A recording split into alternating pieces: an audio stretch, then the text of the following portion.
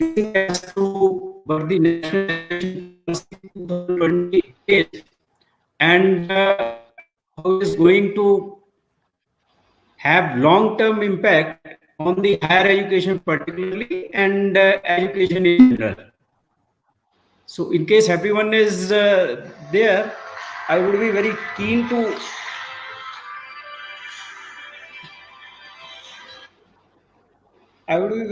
keen to take your questions whenever one feels like interrupting. So I don't have any compulsions not to stop, or probably you don't have any compulsions to ask or interrupt. Amaji, am I audible?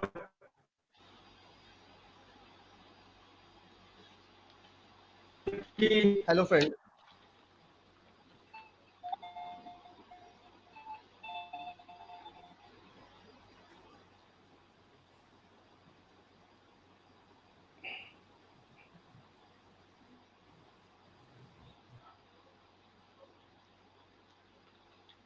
Hello, friends. Good morning.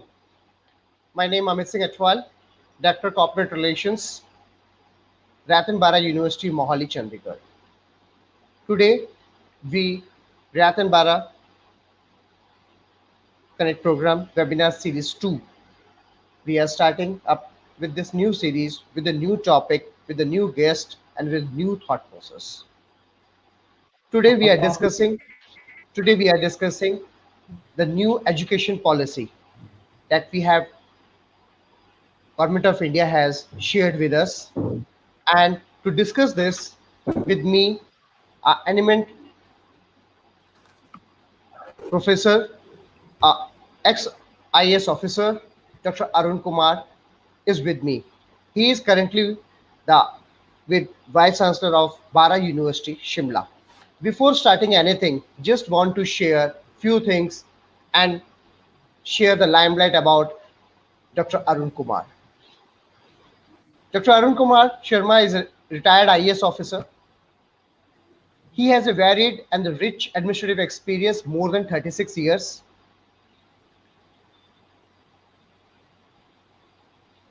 His exposure to the right and the life-slapping problem of the common man during his long stint 11 years in the Chief Minister office. His initiative scheme in tourism, be the first coffee table, हर घर कुछ कहता है, supplemented with the heritage walk and explanatory हर गांव की कहानी in the rural areas, where ahead of times. One more, tourism got the President Medal during his tenure in the tourism department. अखंड शिक्षा ज्योति मेरा स्कूल से निकली मोते was an attempt forge bonding with the alumni and restore the preeminence position of the government school. And we are glad to him as a Vice Chancellor of Bahra University. Welcome, Dr. Arun Sharma ji. Thank you. Sir, it's my privilege to hold a webinar with you, sir.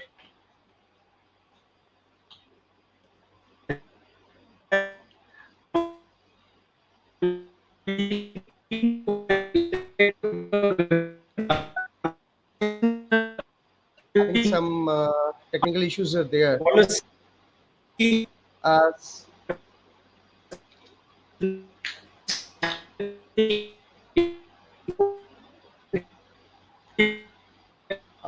some technical glitches are there. I request the team to take care.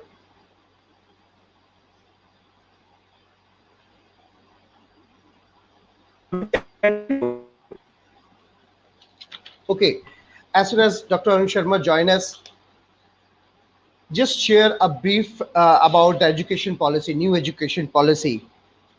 Where I have read the things, and I want to share. The current 10+2 system being replaced by the new 5+3+3+4 curriculum structure corresponding to the ages of 3 to 8, 8 to 11, 11 to 14, and 14 to 18 years.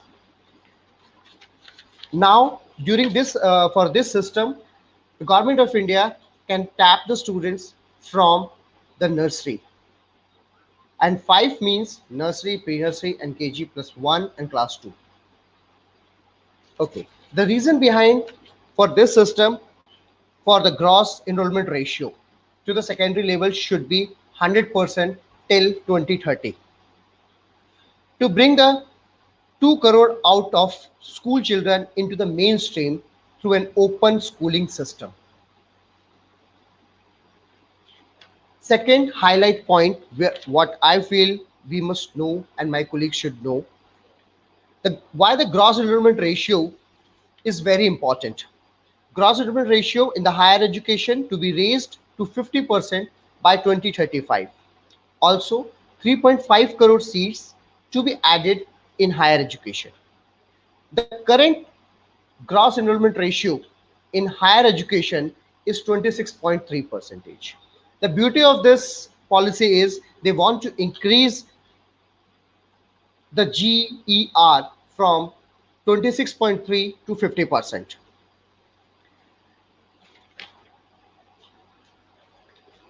And where we will talk about the higher education system also. The government is Higher Education Commission of India will be set up, a single umbrella body of the entire education system, excluding medical and the legal education. In current scenario, we have two bodies which are monitoring the education system. First is the AICT, second Ministry of HRD, under which UGC is there. After coming this policy, after this policy can be implemented in next 1 to 2 years, it will take time. After implementation of this policy, only the single commission will be there. It is called Higher Education Commission of India.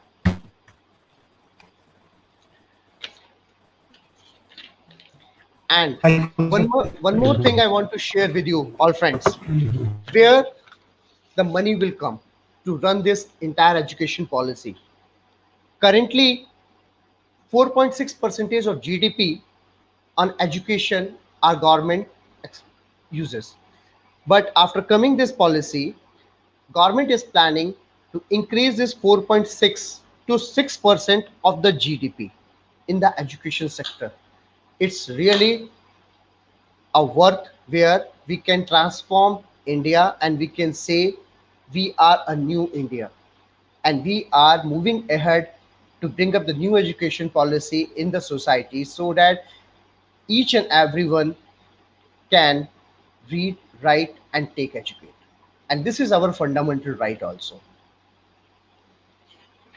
Just want to share a few things more with you, where the provisions will be made. In Part 4 of Indian Constitution, Article 45 and Article 39F of Directive Principles of State Policies has a provision for the state fund as well as the educated accessible education. Second, the 42 Amendment of Constitution in 1976 moved education from state to the concurrent list. The education policy by the central government provide a broad direction and the state government are expected to follow it. But it's not mandatory.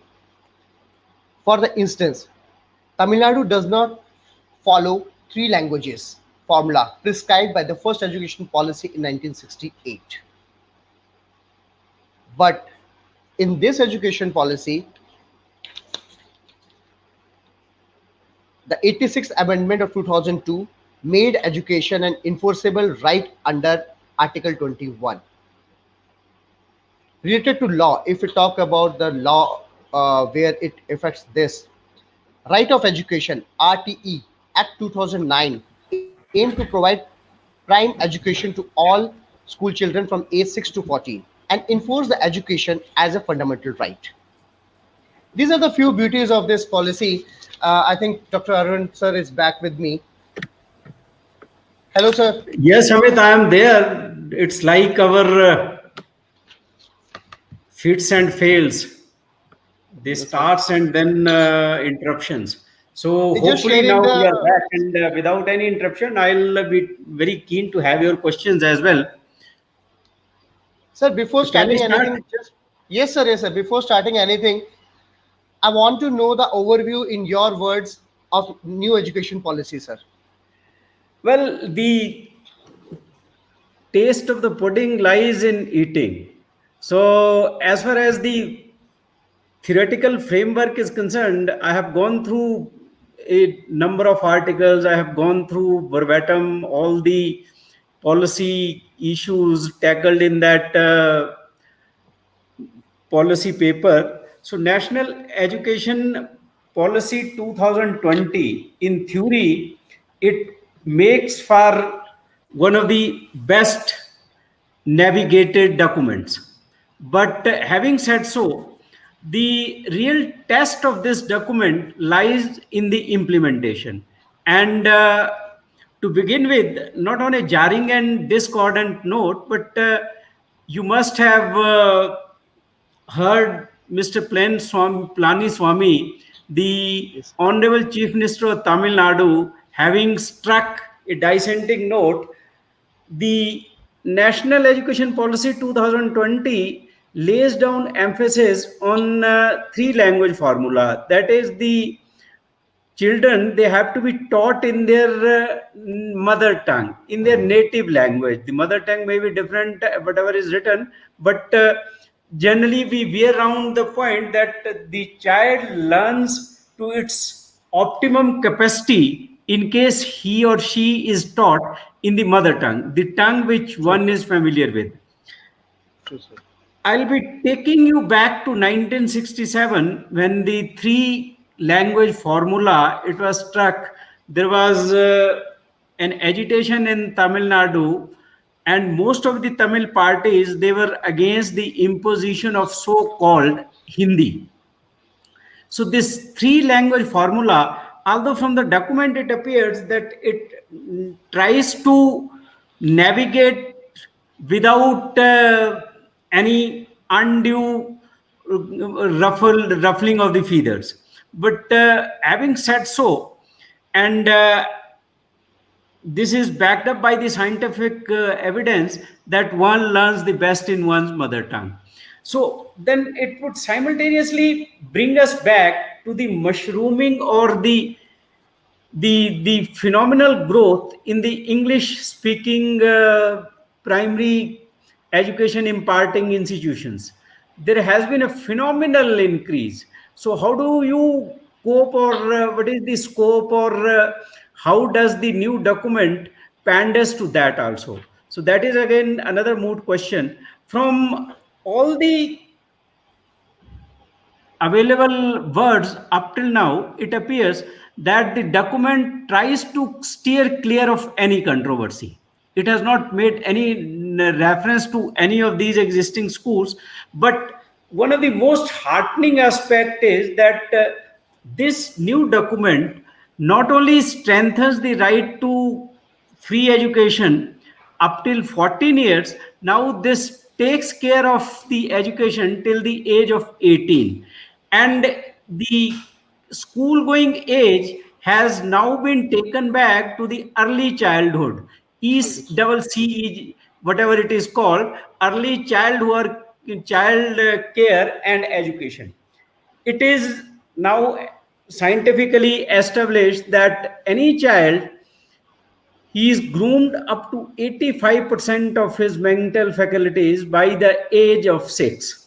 Six. So at the earlier one is taken to the schools, or not in a formal kind of a school, it would be basically an amalgamation of the existing setup, that is the anganwadis and balwadis. So these would be dovetailed into the existing school career school complexes, and the child would start the formal kind of education, although the word formal is almost detested in this document. So we don't say that there is any difference between the informal or formal education. As we move ahead, we would be coming across some of the most interesting aspects, that there is now no difference between curriculum, co-curriculum and extracurriculum. So anything which helps in the formative years of a child and which becomes a part of his grown up individuality that is now included in the education. The premise is that education not only out to be holistic, it must engage the child. It must be enjoyable rather than being a dull and drab and probably the parroting of some of the subjects. It ought to be holistic, integrated, and fully where he is fully into it. The old dictum says that the child learns maximum not in the class, but in the lunch hours.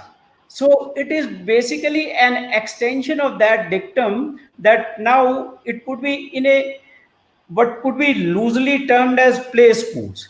So the school curriculum, it starts, I'm again maybe a misnomer, curriculum, the formal schooling or the education, or more appropriately, now the learning would start at the age of 3, which is a recognized age, and the compulsory education to any child would culminate only after he attains an age of 18 years, that is the age of adulthood. But as the national document at after about every page reiterates that learning is a lifelong process. So maybe by being a participant and interacting with you people, I am also learning. This is also a learning process. The early childhood scheme would probably mean the reinvigorating of the Anganwadi structures. The health issue has been simultaneously tackled in the new document. So every child would not only be looked after in the Anganwadis, his health parameters would be very closely monitored. So the issue of malnourishment and undernourishment, that is also going to be tackled.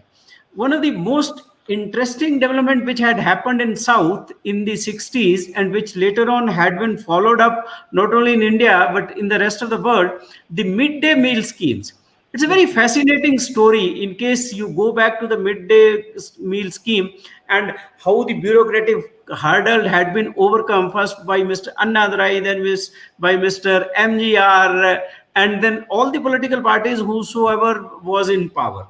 Now the breakfast part is to be addressed in the new education policy.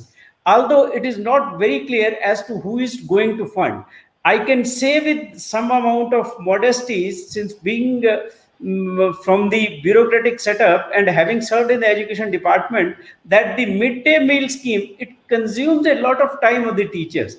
The document makes a fleeting reference, but in a very sensible manner. The document says that the teachers would not be burdened by the midday meal schemes. And now we are adding the breakfast part also. So any child who is of 3 years would be taken to the nearby house where the so-called Anganwadis, Balvatikas, or a stone to the schools, which would be providing them the breakfast, and there in a very informal manner, the initiation of a child into the big and myriad world of education that would start. So a healthy mind, then the national document implodes upon some of the very interesting findings, scientific findings. So it says that early learning starts from a healthy breakfast. The midday meal was a precursor to that, but now the breakfast would form a part.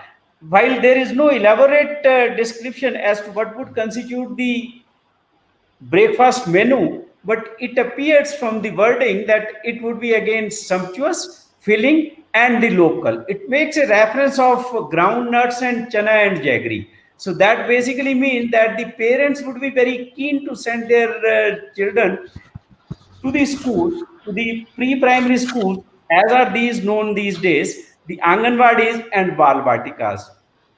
And then that brings us around to the Bhasha schools, Bhasha those schools schools. which basically now refer to the government schools, which Okay. teach you in Hindi mostly. And there's a very interesting find that which says that in the 60s, most of the persons, the eminent personalities who rose in India, they are a product of those schools. as Mr. Adwal, you just said, Akhand Shiksha Jyoti mere school se nikle moti.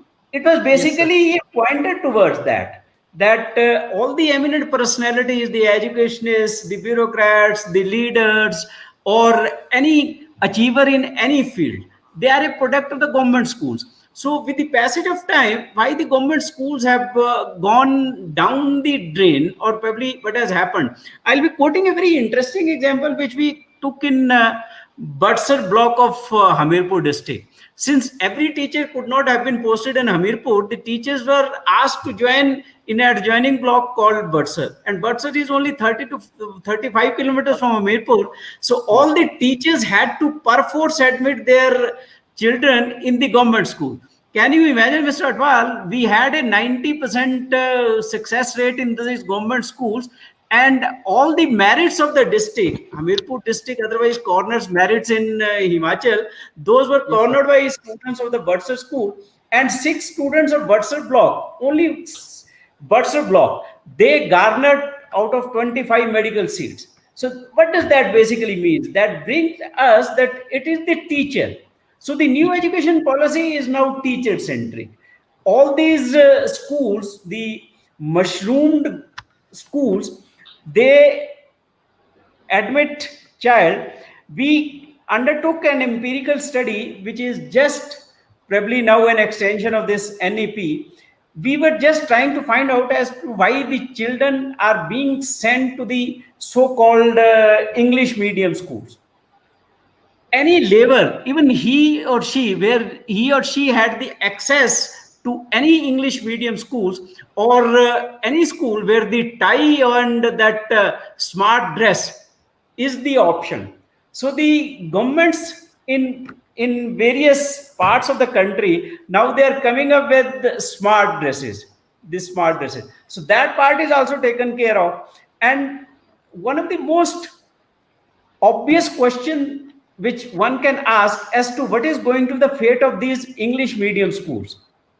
In case now this new education policy, it lays emphasis, and I have tried to very closely read the document. I have not come across any differentiation between a private school and a government school. So it appears that the government would come out with some model where breakfast issue and this Midday meal. midday meal issue, it is going to be addressed. Up till now, it has not been catered to the private schools. So apart from this 10 plus 2 change, which now says 5, 3, 3, and 1. So that is going to be there. Of the 5 years, 3 years are in the formative education sector, then in class 1 and 2. So the document further elaborates that the main purpose of the schooling is to have the norms, which the SCRT and NCRT, they are both now directed to frame. The modulation would be that it must be foundational literacy. In case anyone is aware of ASAR reports, the periodical assessment of the schools in government sector, so that makes for a very pathetic reading that 56% of the students, they are not able to probably discern between the numbers, and 70% they are not able to read and write. So the foundational literacy and numeracy, it is going to be the buzzword, and it is going to be the cornerstone of whatever specifications the new education policy is going to lay down. So that would be basically the framework of the schools, and then the multidisciplinary teaching, it basically centers around the holistic, enjoyable, and engaging. So there could be some of the aspects where probably these must not have been included in the formal sector. For example, the national education policy document lays down the importance of the clubs. I'm very good in dancing, but no primary school encourages you to dance. I'm very Never, good never, in never. some hobby. The child is very resourceful, and he is probably adapt in concocting stories. The storytelling is also going to be one of his USPs. So how do you channelize? How do you fulfill the aspirations as Swami Vivekananda and further propounded by APJ Kalam? They have both said that everyone has limitless potential. The education only channelizes it. Yes.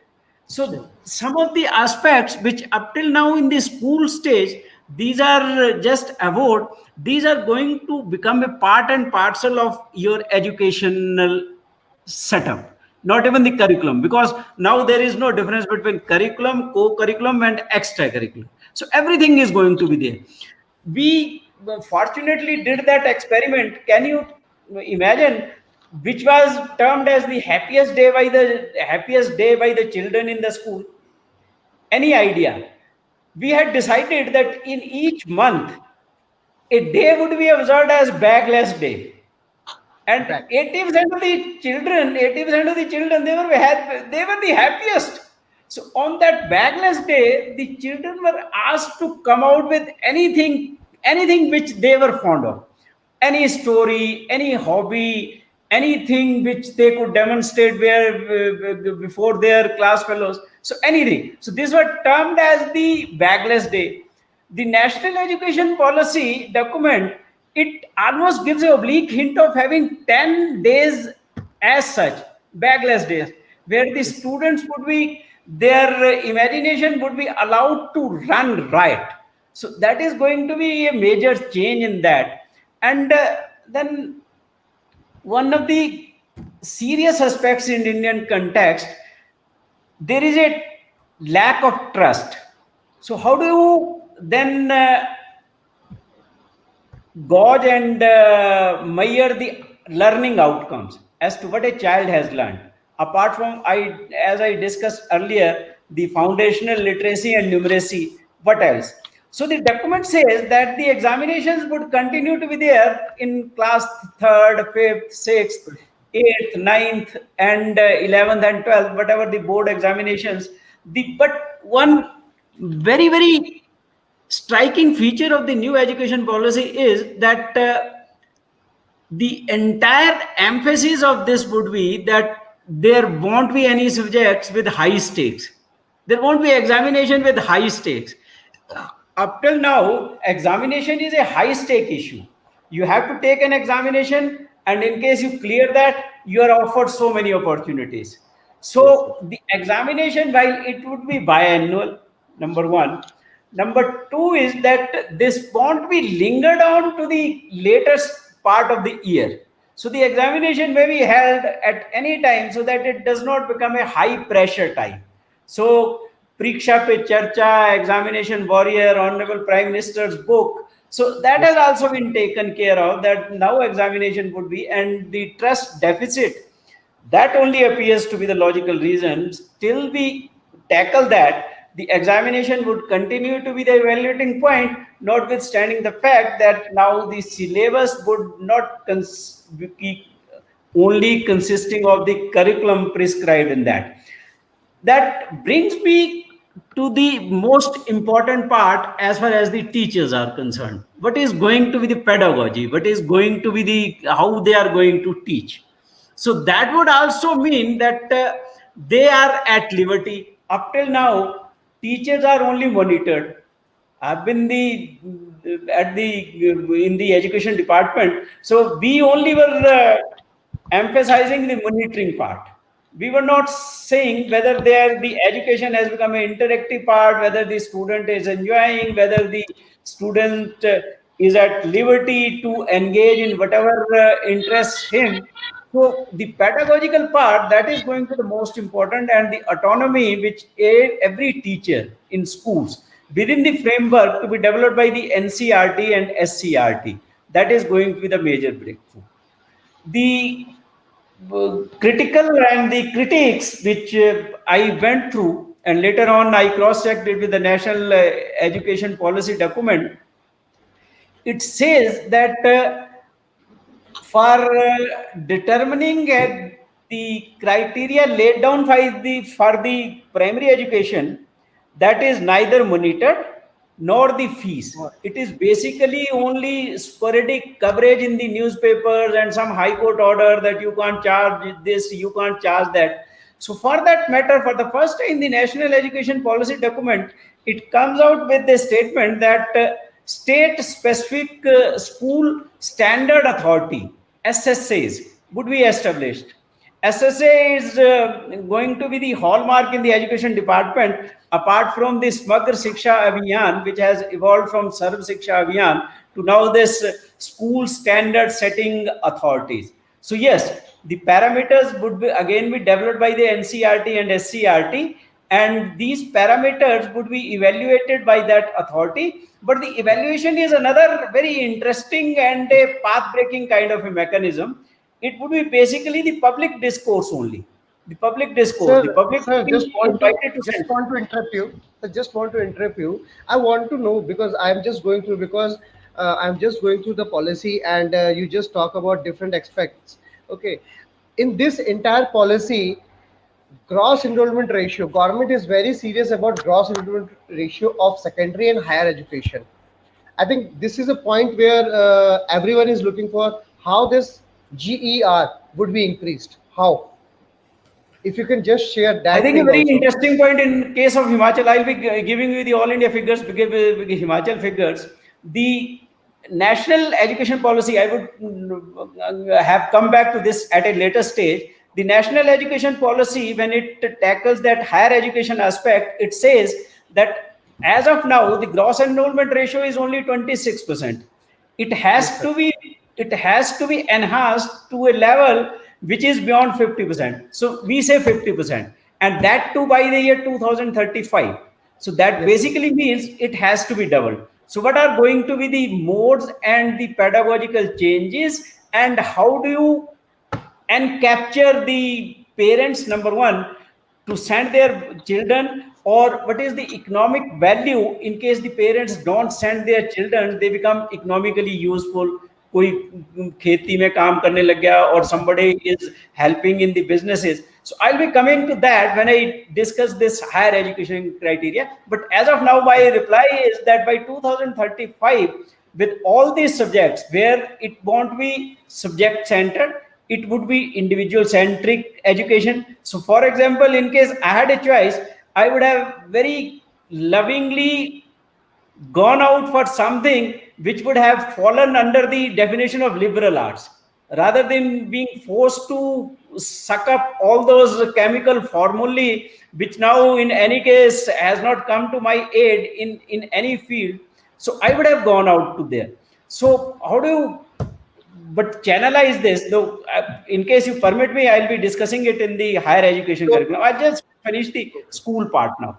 So that tell is me. the school education part. But yes, in the school education also, since you talked about the figures, while there is almost now 97, 98% enrollment of the children as far as the this primary education goes on, one of the most interesting part of this compulsory education act had been that 25% of the seats meant for the economically weaker sections, these Yes, had sir. neither been insisted upon by the governments, nor these had been taken up by the categories to which for which these had been assigned. The major criticism of the new education policy is, and that is again a presumptive criticism, that maybe now with the overcoming of this policy, that may be taken away. But that is not the case. The new education policy document, unless and until it is legislated into some statute, as of now, this is only a policy framework within which Framework. we out to move. But this is not a legal framework. This is not a legal framework. So that criticism, as of now, is not only premature but without any substance. So that would be the school education part.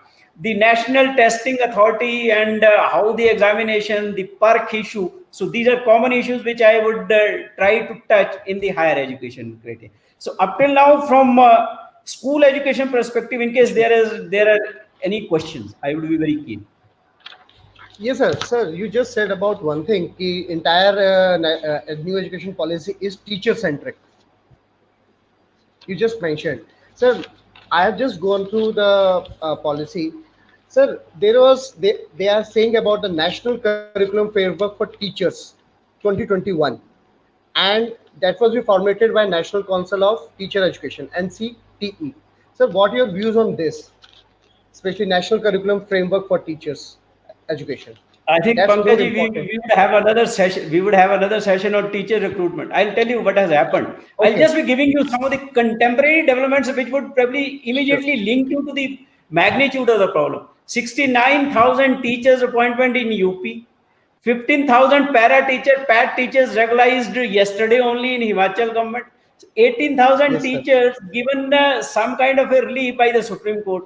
I'll now come to the recruitment part. This is the easiest way the politicians can hand out the largest seat. Even if I am not qualified, I would have been adjusted in some of the schools had I been blessed with some political godfather. No minimum education qualification criteria. What happens that you don't plan in advance when the teachers vacancies are going to be there. So all of a sudden, in case there is a vacancy, the government invokes its inherent powers, and then the vacancy is filled in through these para teachers, sahayak teachers, vidya upasaks. So these were all some of the mechanisms deployed, or SMC teachers deployed by the teachers, by the governments, to recruit people who may have been qualified to be appointed as teachers, but without resorting to the laid down procedures. Without yes, exam should be of understanding, not the content. Definitely. So So there is this recruitment policy, it is going to be a major setback to the political aspirations of the politicians. In case this policy really comes through, no appointment would be without the minimum mandated qualifications.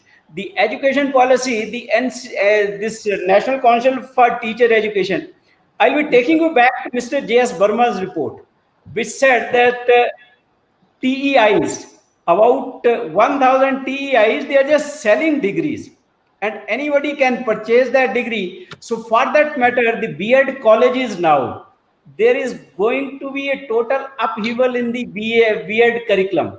So, B.Ed would be now offered in three categories: the 3 years, the 4 years, and masters along with B.Ed. So that is another change. So yes, the recruitment issue is at the center of everything. So unless and until the teacher is most qualified, for example, any bureaucrat with a common sense, he could run the things. But any teacher lacking the bare minimum, maybe somebody may not have a formal degree. He may be a very good teacher. The national education policy, in fact, takes care of those also. That there may be master craftsmen. For example, I am good at carpentry, and there is a good carpenter in a village without any formal degree. So the national education policy, for the first time, gives you that kind of a concession that you could employ him also. So it is Okay. definitely going to be teacher centric. The other stakeholder are the students and the parents. So to me, it appears to be some kind of a radical improvement, notwithstanding the quality of the implementation, the exact execution as to at what perfection we execute it. Okay, sir. So There is in one case question from Mr. Hi. Sir, there is a question from Mr. Bedi. He is yes. saying that so far I have picked that the new education policy is flexible enough to have a stress-free education. Definitely, I will just repeat. more than once, it at every step reiterates that the education must be enjoyable. I use the word that it should be integrated, holistic, multidisciplinary, engaging. So, in case it is not enjoyable, there is no fun in reading. Okay. Sir, I'm just going through the policy, and there is one very much good thing I just read it. The vocational education to start from class 6, the internship. How can we imagine a class 6 student about the internship? Because we are providing the same in higher education. Internship, I think, again, it is basically our jumbling of the definitions. It is not that Okay. straight jacket kind of internship. The document goes on to elaborate. For example, I may be good in composing hymns, I may be good in composing songs, I may be good at something which may not be a part of either a formal curriculum, a formal educational structure, or may not be even a part by a mile of the educational setup. So, in case some child comes to me, he starts learning carpentry or this composition of music or anything. So, the vocational thing says that you would be encouraged to undergo the internship. So, for a class 6 student, how at the end of the day, when you are going to certify, it is basically against the again the certification, that how do you get the credits. So, it would be basically, even after, suppose I become a member of some club which teaches you some of the very vernacular things, which is neither recognized under any setup, nor it is documented anywhere. So the new education policy would take care of that also.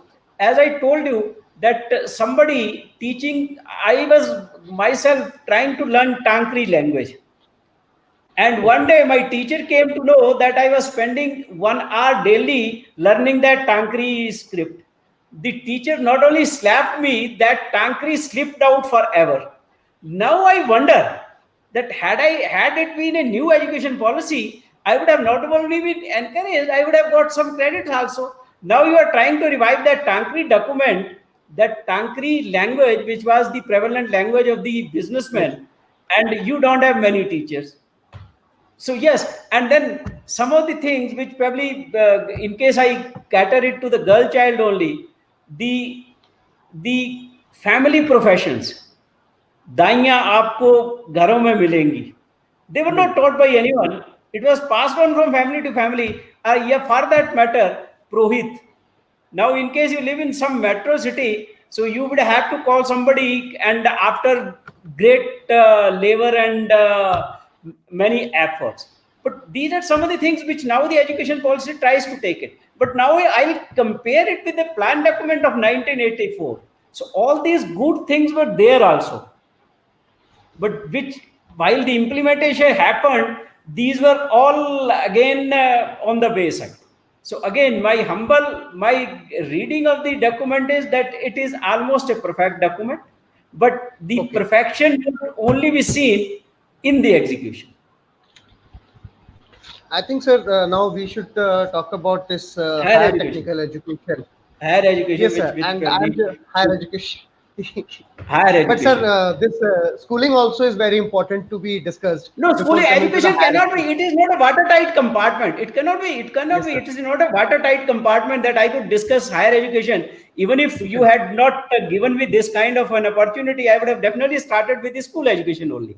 So higher education, higher education, you already had the data which you said that it's the gross enrollment is only 26%, which the document 26%, proposes to raise to 50% 50% by by 2035. 2025. So Right. in higher Yes, sir. education, that basically means that we are catering to only one fourth of the students.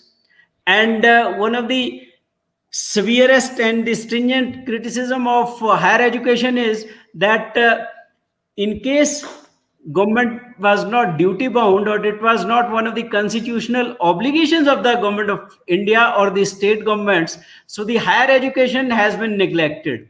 But as the time has shown us that unless until any country aligns itself with the times, it is going to drag behind. It is going to drag behind. So the skill sets required and the value additions which one would accrue or one would get, it only comes with the updation of your knowledge and skill sets. So the higher education policy aims at this only. You could, we are trying to become bishop guru and a knowledge power, where the economy would be sustained, nurtured, and fructified by the knowledge which we must have. India is going to have the largest population in the reproductive age group.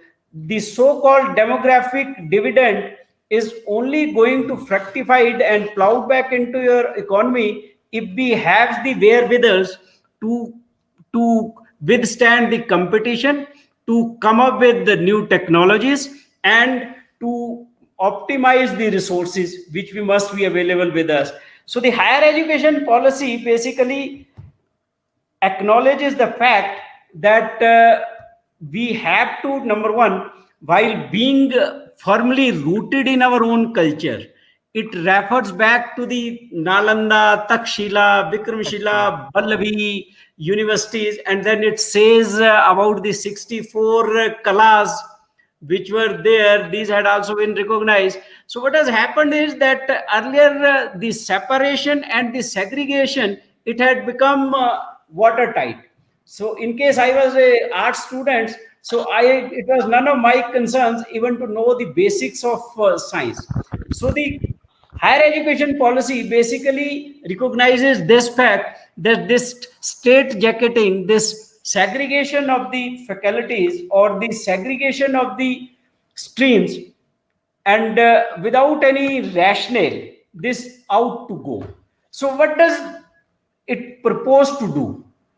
The first and the most revolutionary kind of idea it throws is that now all the higher educational institutions must be multidisciplinary, which has attracted lot of criticism also.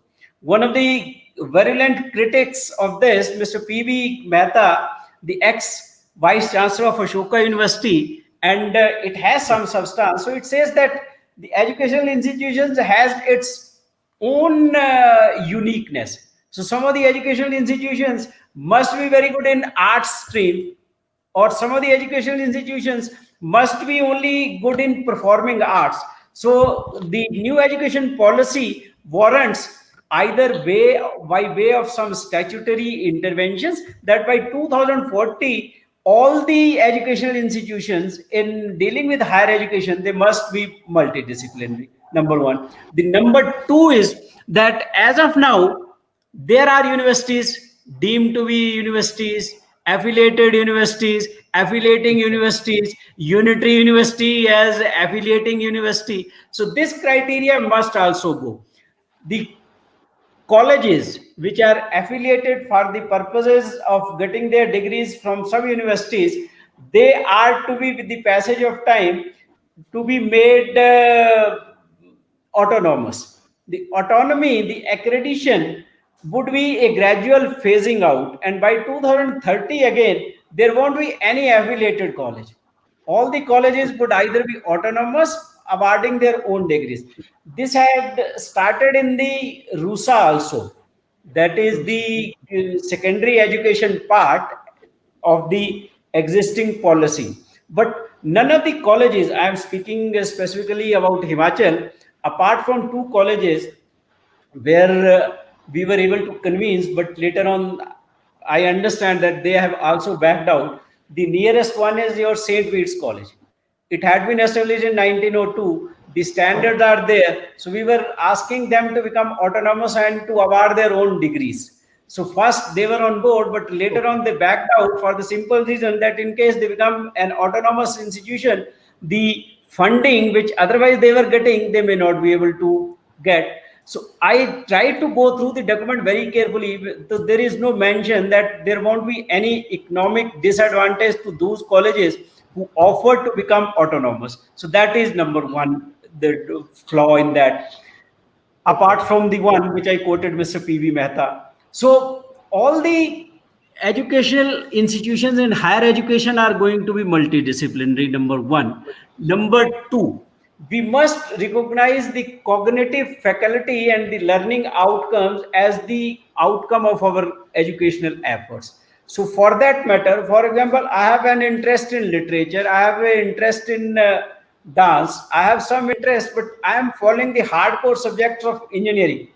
So the okay, earlier part would have been a total bar either I would have been free to choose the art stream or the science stream. But now that state kind of a jacket or that straightening of the segregation, that won't be there. So any student, the choice-based credit system, it would be developed for number one, the hardcore subjects which you would be following, and then the graduation stream. Now it would consist of, in case you study only for 1 year, you are still liable to get a certificate. For 2 year, you will get the diploma. After 3 year, you will get the degree. And in case it's a 4 year college, 4 year course, as I had made a mention about the B.Ed courses also. So the degree would be with research.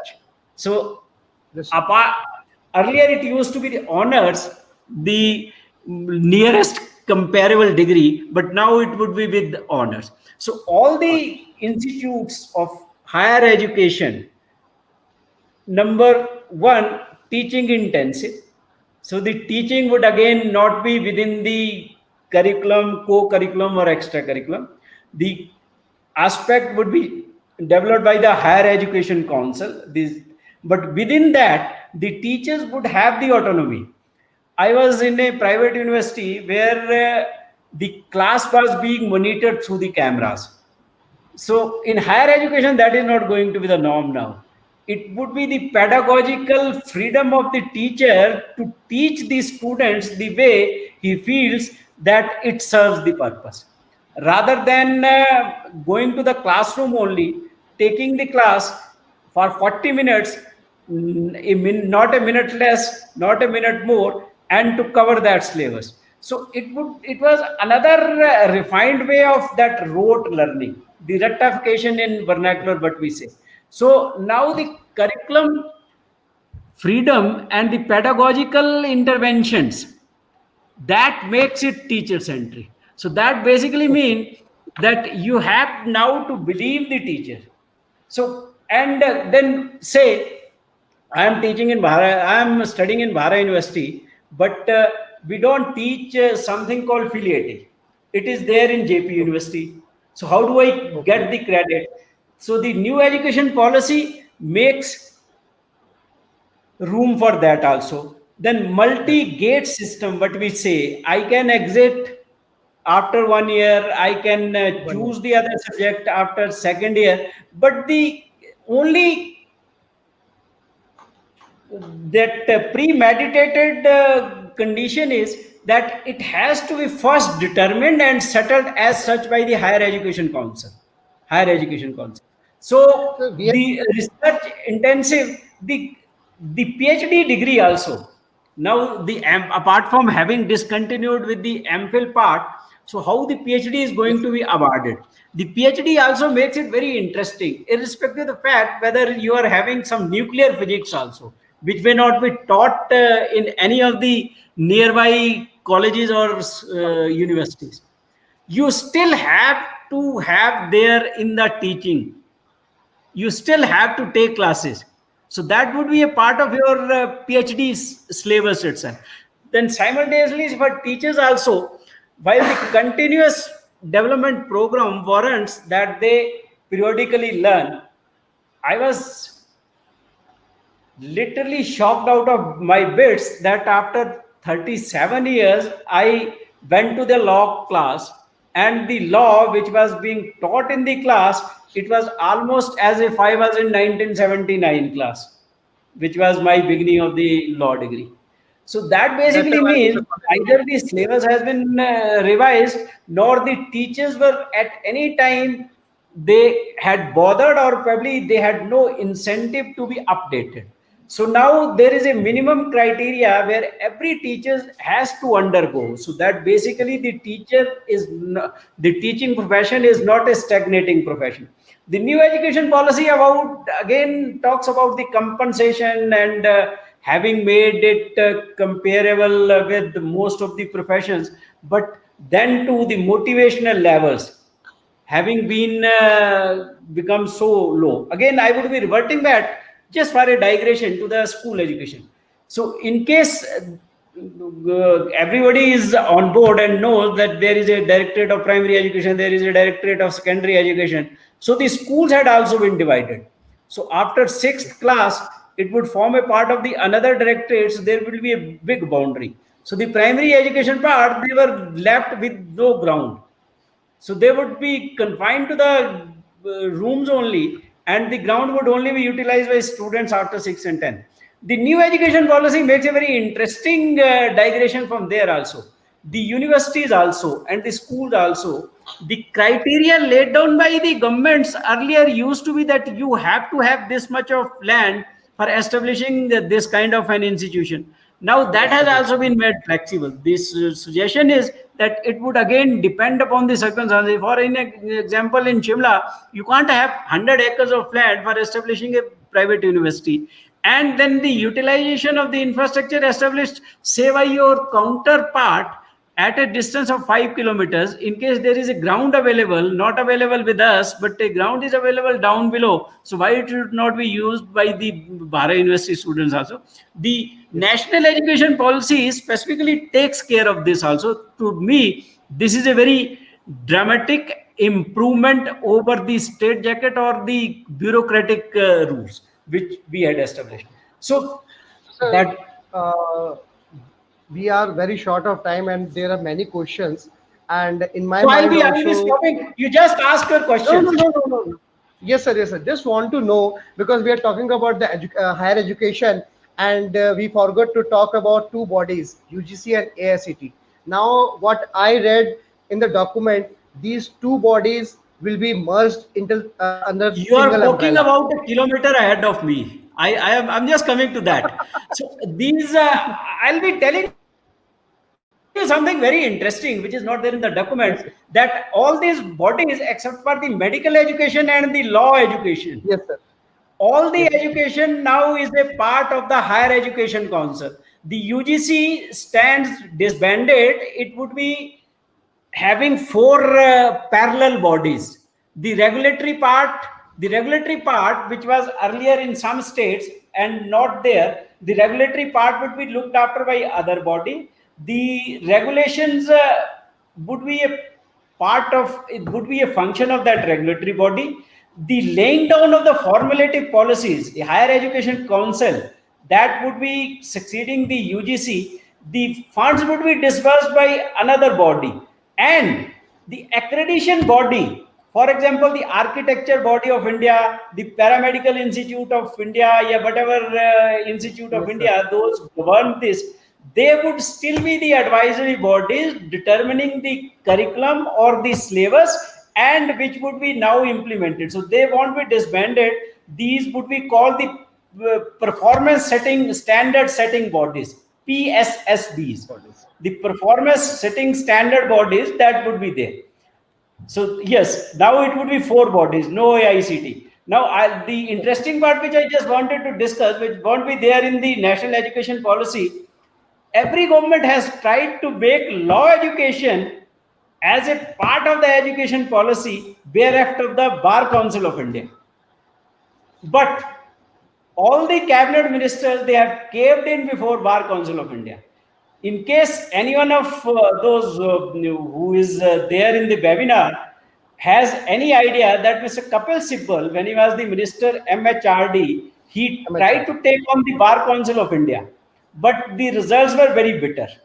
And in case the history and the case laws, so now this government also in its wisdom, the medical education and the legal education, Legal it is education. not a Yes, sir. part of legal education. Law would again Yes. continue to be governed by that Bar Council of India. Bar They would Council. again be coming during summers, and then they would be asking you for whatever you know it better than me.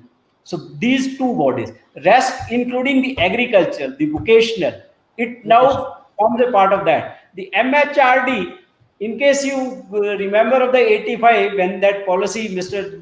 Rajiv Gandhi brought out that education policy in 1986, on which I have a very interesting anecdote. In case I have the time, so I'll finish it with that. So at that time also, the ministry was known education ministry. So that Balbadi part is part taken over by that, some other part from some other department. So it becomes the Ministry of Human Resource Development. So now the name, the nomenclature stands changed. So we are back again under the suzerainty of Ministry of Education. So Okay. that development has already taken. Sir, Any more questions? due to the shortage of time, this is my Oh, last the question research with you. foundation, that the research foundation, the multi-gate Okay. existence, and then your ABC, the Okay. accreditation of the credits, and then Credits. opening of Indian campuses to the foreign universities. Yes, sir. Yes, sir. 100 top universities, they have been allowed. Sir, we talked about the school education, higher education, but now we have to talk about the finance part also. It is most important in this.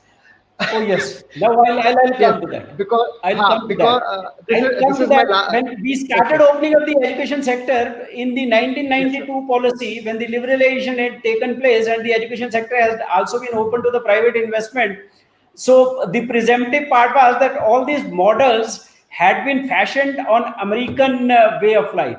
In America, the universities are open and the fees are not determined by the state government. The fees are settled, or these settle at a point where the market allows. So in India also, some of the states, they allowed the private sector to come into the education part and to set up shops. So what had happened, that B.Ed colleges which had mushroomed, the engineering colleges, Yes, sir. in case you remember of a report by Minister Manish Sabharwal, that All India Council of Technical Education, they had allowed unbridled expansion in engineering college. And his allegation is that about 10 lakh crores worth of money had changed hands. So the engineering seats, those were given in disproportionate numbers. Whereas the Medical Council of India had been bribed not to allow the expansion of seats. These are very interesting facts and figures. So now what has happened is, the document says that the education, the higher education, would be the domain of the private as well as public spending. It does not make it clear as to how the public spending is going to come, apart from the research part, where it says that there would be a new National Research Foundation, NRF, which would be now funding the research. It would be basically tweaking all these parallel bodies, the atomic research being the agriculture research centers who were funding the research. Now that would be accumulated. The only difference is now that peer-reviewed research would also be accepted.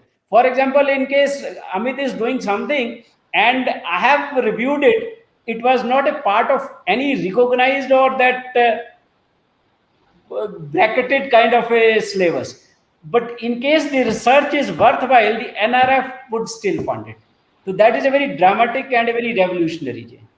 And the funding part, now all the institutions are going to be multidisciplinary, number one. What is going Yes, to be sir. the fate of the equity promoters? For example, your university has been promoted by somebody. So I was just going through as to how we are going to cope up with that.